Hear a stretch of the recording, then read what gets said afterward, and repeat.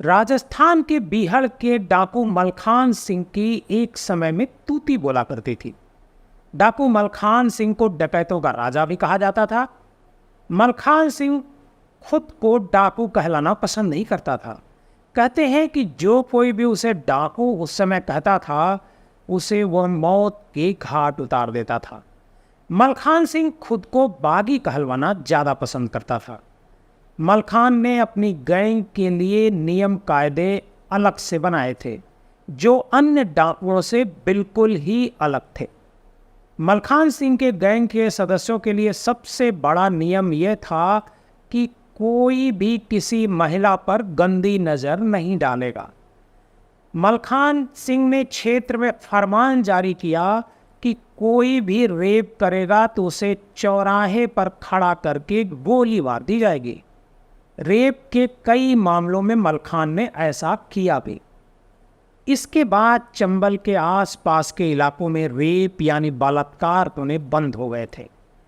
मलखान सिंह की गैंग के कई लोग भी महिला सामने आती तो गर्दन झुकाकर उसके पैर छूकर ही आगे बढ़ते। इससे महिलाओं में मलखान का सम्मान बढ़ा था। अब बड़ा सवाल यह था कि इतने नेक दिल वाला इंसान मलखान फिर डाकू क्यों बना। मलखान सिंह का जन्म भिंड जिले के बिलाव गांव में हुआ था। मलखान सिंह का गांव के सरपंच कैलाश नारायण पंडित द्वारा मंदिर की जमीन पर अतिक्रमण करने को लेकर विवाद था। मंदिर की जमीन के विवाद को लेकर हालात ऐसे हो गए कि मलखान सिंह को चंबल का डकैत बनना पड़ा। दरअसल गांव में कैलाश नारायण का दबदबा हुआ करता था और गांव की 75% जमीन पर कैलाश नारायण परिवार का कब्जा था। इसमें ज़्यादातर जमीन गरीबों की छीनी हुई थी। कैलाश नारायण की पहुंच सरकार में मंत्रियों तक थी, इसलिए वह गांव में मनमानी करता था। उसे किसी का डर नहीं था। पुलिस भी उसकी ही बजाती थी। जो भी उसके खिलाफ आवाज़ उठाता उसका वह बुरा हाल कर देता था। उसकी पिटाई की जाती थी। यह सब बात गांव के 17 साल के मलखान सिंह को बहुत बुरी लगती थी। वह अपने स्तर से इसका पुरजोर विरोध भी करता था। मलखान द्वारा कैलाश पंडित के खिलाफ आवाज़ उठाना और गांव के लोगों को जागरूक करने के कारण पंडित कैलाश नारायण उसका दुश्मन बनता गया। उसने एक दिन पुलिस वालों से कहकर मलखान को जेल में बंद करवा दिया। पुलिस ने मलखान की जेल के भीतर जमकर पिटाई की। कुछ दिन बाद मलखान जब जमानत पर छूटकर बाहर आया, उस दौरान कैलाश पंडित द्वारा जो जमीन मंदिर की कब्जा की गई थी, फिर से मलखान उस मुद्दे को उठाने लगा। उसने गांव में कैलाश पंडित का खूब विरोध करना शुरू कर दिया। मलखान ने मंदिर की जमीन को अतिक्रमण से मुक्त कराने के लिए अभियान सा चला दिया, जिससे कैलाश पंडित बेहद परेशान हो गया। कैलाश पंडित पैसे वाला था और उसके परिवार के में एक मध्य प्रदेश सरकार में मंत्री भी थे। इसलिए पुलिस वाले कैलाश पंडित की बात ही मानते थे। इसी बीच कैलाश पंडित के किसी करीबी की हत्या हो गई, जिसका इल्जाम मलखान पर लगाया गया और पुलिस मलखान को परेशान करने लगी।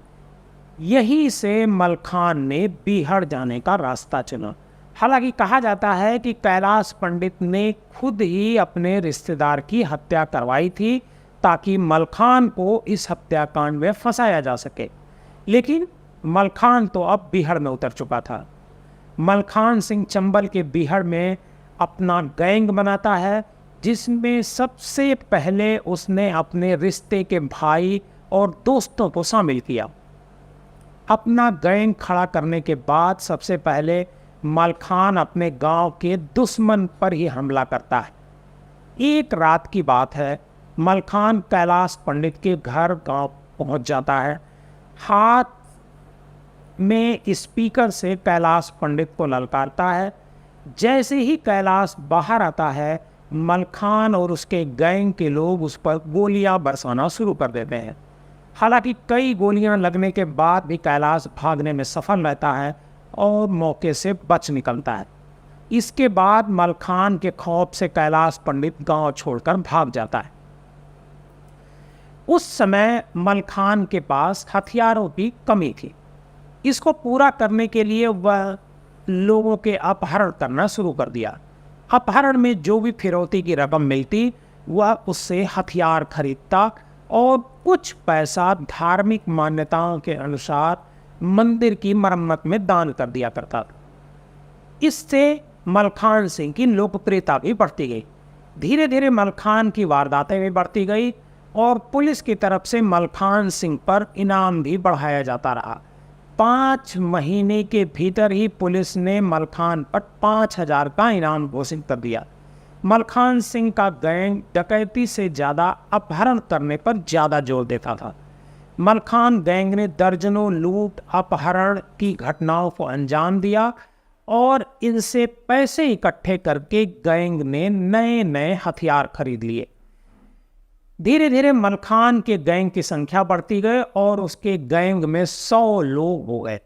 मलखान का गैंग अब 3 राज्यों उत्तर प्रदेश, मध्य प्रदेश और राजस्थान में सक्रिय हो गया। एक से एक बढ़कर आम वारदातों को अंजाम देने लगा। मलखान सिंह के पास पुलिस से भी अधिक नए हथियारों की भरमार थी।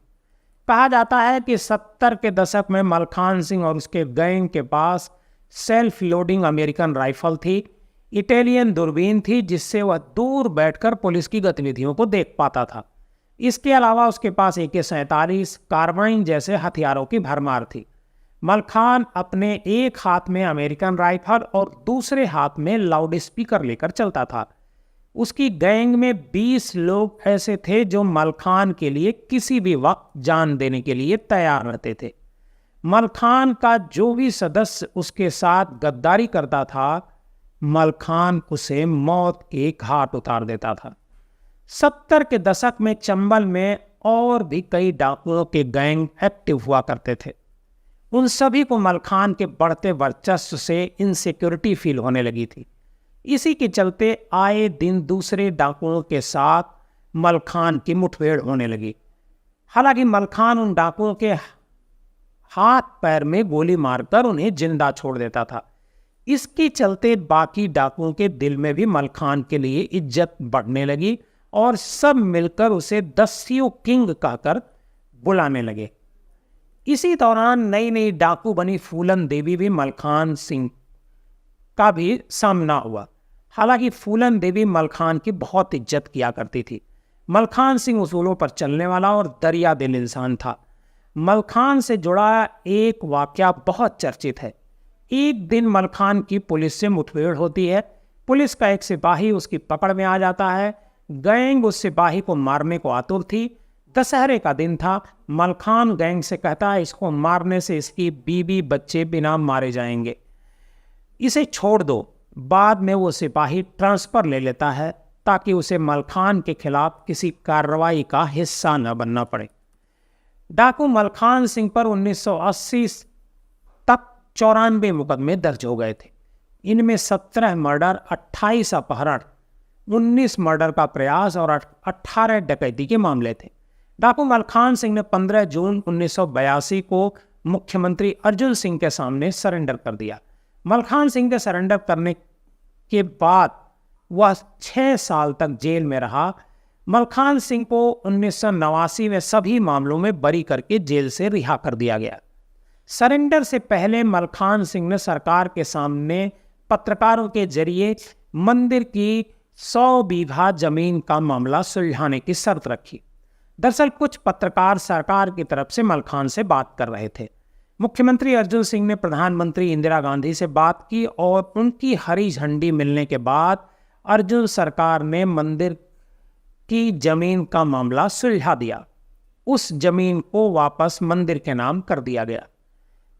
इसके बाद ही 15 साल तक बीहड़ में बिताने वाला मलखान सिंह सरेंडर के लिए तैयार हुआ। ये सरेंडर देखने के लिए मैदान में 30,000 से ज़्यादा लोगों की भीड़ इकट्ठी हुई थी। जेल से छूटने के बाद भी यूपी और मध्य प्रदेश और राजस्थान के 5 जिलों में मलखान की धाक कायम थी। इसीलिए कई राजनीतिक पार्टियों ने चुनाव के समय में उससे संपर्क साधा।